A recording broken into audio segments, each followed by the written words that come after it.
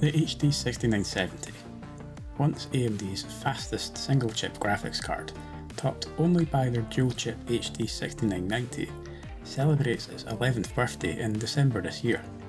Fast forward a month to the 10th of January 2011, and PowerColor released their version of AMD's single GPU behemoth, the PCS Plus.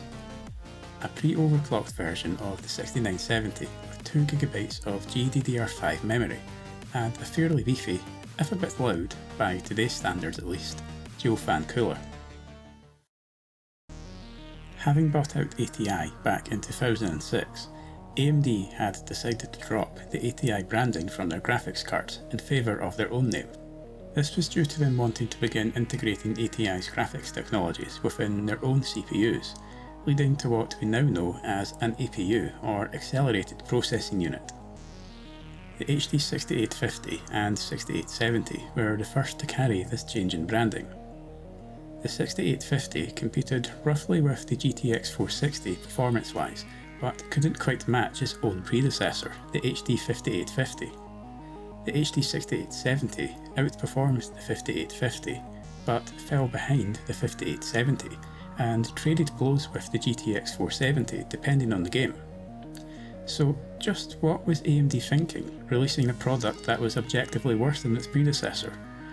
Well, the idea wasn't actually to offer something better, but to offer similar performance at more reasonable prices. So the true replacement for the previous generation's high-end cards then came in the form of the 6900 series, probably the most famous of which, or infamous if you worked for AMD at the time, being the 6950. Because not long after its release, it became known that it was possible to convert a 6950 into a full-fat 6970 with a simple BIOS flash, providing 6970 levels of performance at a massively reduced price. This was fixed in later revisions of the 6950 by laser cutting the parts which were supposed to be disabled in the first place, thus rendering it physically impossible to unlock newer 6950s. So the 6970 then was AMD's true single-chip high-end replacement for the 5870. Despite a slight drop in shader count over its predecessor, 1536 versus 1600 on the 5870, these shaders were faster, allowing the 6970 to make up for that deficit and exceed the 5870's performance. And with a core clock of 880MHz and 2GB of GDDR5 memory clocked at 1375MHz, and performance comparable to that of the GTX 480 and 570, the 6970 was now AMD's newest and fastest single-chip graphics card. This all brings us back to the PCS Plus, with a core clock of 940MHz and memory overclocked to 1425 out of the factory. This made PowerColor's PCS Plus one of the best performing examples of the HD 6970 that you could buy. The high factory overclock doesn't leave much more headroom left. I could only manage another 20MHz on the core, but with the voltage increased to 1.3 volts using the MSI Afterburner overclocking tool, my example was stable in the Firmark stability test at 1010MHz and 1525MHz on the memory. This all came with a relatively large aluminium heatsink with multiple heat pipes and two 90mm fans attached, allowing the PCS Plus to be kept nice and cool even under the heaviest of gaming loads you could throw at it. While the 6970 is indeed enough to run Crysis at very high settings at 1080p while maintaining roughly 60 FPS, I had to reduce object quality to medium and water quality to low to prevent the CPU in my test system, a Ryzen 7 2700 overclocked to 4.1 GHz, from holding back the 6970. This is unfortunately a byproduct of how Crysis was developed, meaning that even the best CPUs on the market in 2021 struggled to run it well. Lowering these settings worked for the most part and produced the figures you see on screen now. However, there were still moments where you would notice the camera stuttering a little on movement. Running between the North Korean command post and the Luskaz Call area of the map produces some noticeable stuttering too. You could reduce some of the stuttering by reducing some of the settings from very high, but that is only going to make the CPU bottleneck even worse. Some stuttering aside though, the 6970 can indeed run Crysis, all while having it looking just as nice as a lot of AAA games today if you ask me. Moving on to something more modern though, and the 6970 does start to show its age. Grip Combat Racing runs relatively well at 1080p with medium settings, using epic textures and ambient occlusion, with motion blur and anti-aliasing left off. The game does manage to average at least 60 FPS, however you will notice a few seconds of stutter upon a race loading up as the textures load into memory.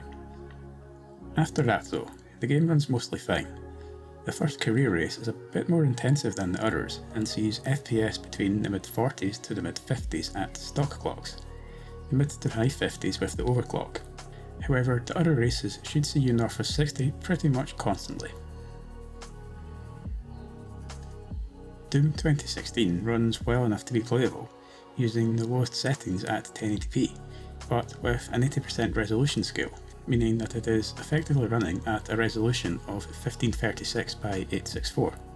2GB of memory is a limiting factor here too, and the 6970 also suffers from having no support for the better performing Vulkan setting, meaning you're stuck using OpenGL. This all leads to some stuttering being noticeable throughout, although it's not bad enough to hamper gameplay at all I think. It's actually still quite fun. One thing that should help performance out a little bit then is installing the game on a solid state drive, as when a graphics card runs out of memory, it needs to go to where the game is installed to find any textures that don't fit within its own memory. Rocket League has some issues with micro-stuttering throughout, including noticeable hitching in fast-paced moments, but was at least playable at 1080p with the performance render detail preset, high quality textures and low intensity effects. At first, I thought performance was being limited by the CPU, as one particular core's usage was near 100% constantly. However, I removed the 6970 and tried the game with the exact same settings with my own GTX 1080 and saw no issue at all. So despite reducing the resolution even further, not improving performance at all, which would normally indicate the CPU holding back performance in some way, the problem was actually with the 6970 itself. I'm unsure of what exactly was happening, but given that the frame times, that is, the time it takes a new frame to be shown on screen, pretty much all dipping and spiking to the same kind of level, it seems something to do with the 6970, other than it just not being powerful enough, is capping performance here in some way. It is still enough to have fun with despite this issue though. GTA 5 runs well enough to be playable at 1080p with all normal settings and 16x anisotropic filtering enabled. The game manages to average nearly 90 FPS, but you are going to notice some micro stuttering throughout, including some hitches too. I actually had frame scaling within the game's advanced settings set to 0.834, so in effect the resolution is running at 900p, or 1600 by 900. While the stuttering isn't bad enough to make the game an uncomfortable experience, it's still enjoyable to play actually. A 60 FPS cap would further reduce the stuttering, and if you're just looking to have fun playing a game, 60 FPS is more than enough anyway. So, the HD 6970, once AMD's fastest single chip graphics card that you could buy, has long since fallen from its top spot amongst the best performing cards on the market. That said though, it's nearly 11 years old now, and still offers enough performance in a lot of relatively modern games to be more than enjoyable. You find this a lot with many once top tier graphics cards actually.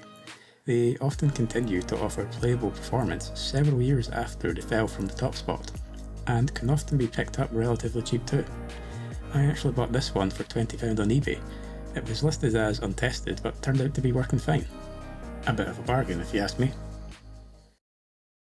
So thank you all for taking the time to have a little look at the HD 6970. I'd like to finish off by thanking Patreon supporters Shadow in the Void and Matt Esterak for helping to make all of this possible. You should also be seeing a list of my other patrons round about there about now. But yeah, if you'd also like to support me through Patreon, you can do so at patreon.com/BenchyTests, where you will also gain early access to all of my videos 3 days before the public do. You can also support me through Ko-fi at ko-fi.com/BenchyTests. So yeah, like I said, hopefully you enjoyed my little look at the HD 6970, and hopefully I'll see you in the next video.